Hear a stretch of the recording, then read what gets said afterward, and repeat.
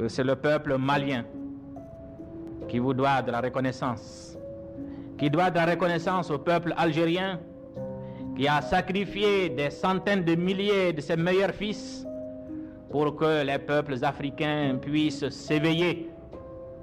à la conscience de lutte et revendiquer leur indépendance. Les sacrifices que le peuple algérien, c'est sur cela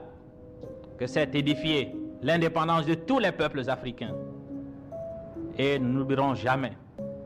que malgré les épreuves difficiles que connaissait votre peuple, nos amis du FLN et du gouvernement provisoire de la République algérienne n'ont pas manqué d'apporter au peuple du Mali, au lendemain des événements douloureux que vous avez évoqués tout à l'heure,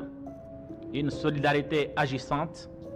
et une assistance que nous n'avons jamais prise en défaut.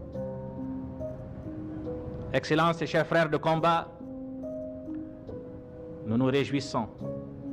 et tout le peuple du Mali se réjouit de la fin prochaine des hostilités, afin qu'ayant été l'artisan de l'éveil de conscience des peuples africains pour leur libération, vous soyez à côté,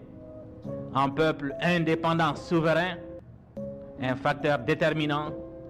dans la poursuite de la décolonisation de nos institutions, afin que l'Afrique, libérée définitivement de toutes les séquelles de la domination coloniale,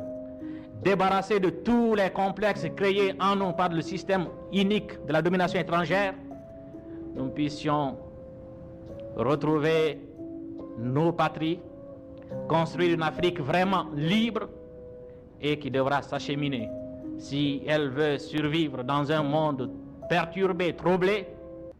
si elle veut survivre, dis-je, et réaliser son unité. Nous savons que dans cette œuvre difficile mais grandiose de décolonisation totale et de la réalisation de l'unité africaine, nous trouverons en vous, dans nos frères algériens, des militants